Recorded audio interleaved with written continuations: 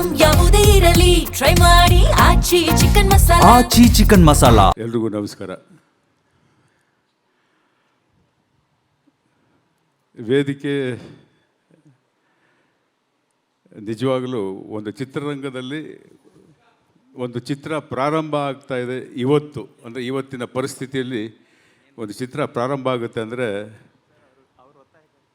ಚಿತ್ರರಂಗದಲ್ಲಿ ಇರೋವರಿಗೆಲ್ಲ ಎಷ್ಟು ಸಂತೋಷ ಆಗುತ್ತೆ ಅಂದರೆ ಒಂಥರ ಹಬ್ಬ ಆಚರಿಸ್ಕೊಂಡಷ್ಟು ಸಂತೋಷ ಆಗುತ್ತೆ. ಯೋಗೇಶ್, ನಾವು ಏನು ಮಾತಾಡೋದು ಬೇಡ ಅವ್ರ ಬಗ್ಗೆ.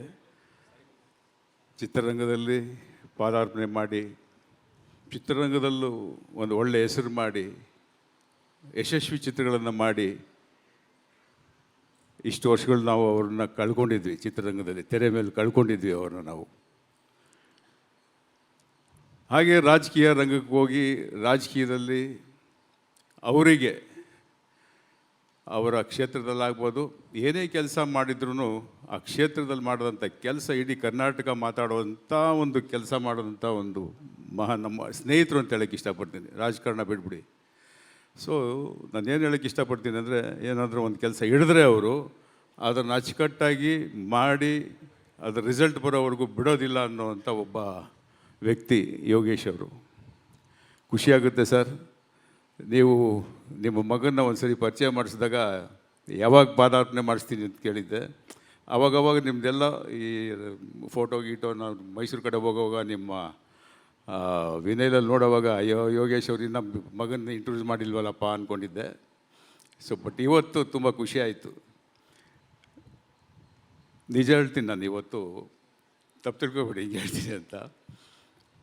ನನಗೆ ಅವತ್ತು ಶ್ರೀಕಾಂತ್ ಫೋನಲ್ಲಿ ಗೊತ್ತಲ್ಲ, ಶ್ರೀಕಾಂತ್ ಮಾತಾಡೋದು, ಅಣ್ಣ ವೆಸ್ಟರ್ನ್ ಹೋಟ್ಲು ಹೀಗೆ ಫಂಕ್ಷನು ಅದು ಇದೊಂದು. ನಾನೆಲ್ಲ ನಿಜವಾಗ್ಲೂ ಇವತ್ತು ಅವ್ರ ಮದುವೆ ಅಂದ್ಕೊಂಡು ರಿಸೆಪ್ಷನ್ ಅಂದ್ಕೊಂಡೆ ನಾನು. ಫಸ್ಟು ಬಂದು ಪಿಕ್ಚರ್ ಮಾಡಿ ಸರ್ ಅಂದರೆ ಮದುವೆ ಮಾಡಿಬಿಟ್ರಲ್ಲ ನೀವು ಬೇಗ ಅಂತ ಈಗ ಇಲ್ಲಿ ಒಳಗೆ ಬರೋವರೆಗೂ ಅವ್ರು ಕೇಳಿದೆ ನಾನು. ಈ ಇಲ್ಲ ಸರ್ ಏನು ಫುಲ್ ಪೋಸ್ಟ್ ಇದೆಯಲ್ಲಪ್ಪ ಅಂದಾಗ ನನಗೆ ಆಶ್ಚರ್ಯ ಆಯಿತು, ತುಂಬ ಸಂತೋಷ ಆಯಿತು. ಮದುವೆ ಆಮೇಲೆ ಮಾಡಿ ಪರವಾಗಿಲ್ಲ.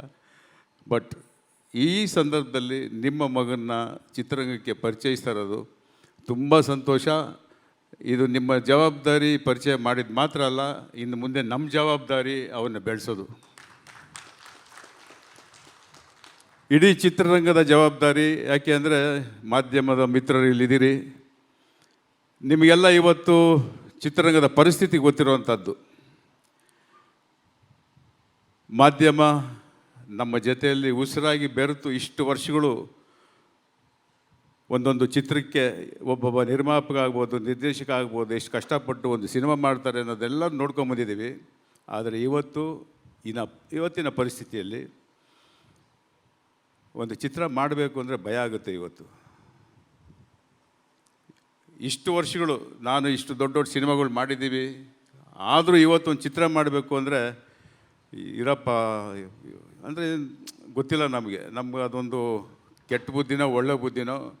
ದೊಡ್ಡ ಸಿನಿಮಾ ಮಾಡಬೇಕು, ದೊಡ್ಡ ಸೂಪರ್ ಸ್ಟಾರ್ ಹಂಗಿರಬೇಕು ಅನ್ನೋದೇ ಒಂದು ಯಾವಾಗಲೂ ಯೋಚನೆ ಮಾಡೋವಂಥ ಒಂದು ಮುಂಚೆಯಿಂದ ಆ ಥರ ಮಾಡ್ಕೊಂಬಂದು ಅಭ್ಯಾಸ.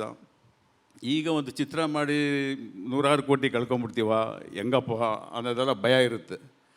ಸೊ ಇಂಥ ಸಂದರ್ಭದಲ್ಲಿ ಅದರಲ್ಲೂ ಕನ್ನಡ ಚಿತ್ರರಂಗ ಎಷ್ಟು ಒಳ್ಳೆ ಚಿತ್ರ ಮಾಡಿದ್ರು ಹೋಗ್ತಾ ಇಲ್ವಲ್ಲ, ಏನು ಕಾರಣ, ಯಾವ ಥರ ಮಾಡಬೇಕು, ಏನು ಮಾಡಬೇಕು ಅನ್ನೋದು ಎಲ್ಲ ದಿಗ್ಭ್ರಮೆಯಲ್ಲಿ ನಾವೆಲ್ಲರೂ ಕೂತಿದ್ದೀವಿ, including media, if I am not wrong.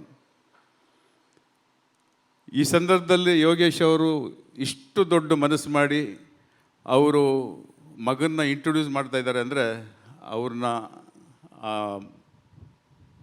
ಆ ಹೀರೋನ ನಮ್ಮ ಕನ್ನಡ ಚಿತ್ರರಂಗದ ಸೂಪರ್ ಸ್ಟಾರ್ ಆಗಿ ಮಾಡೋದು ನಮ್ಮ ಜವಾಬ್ದಾರಿ ಆಗುತ್ತೆ.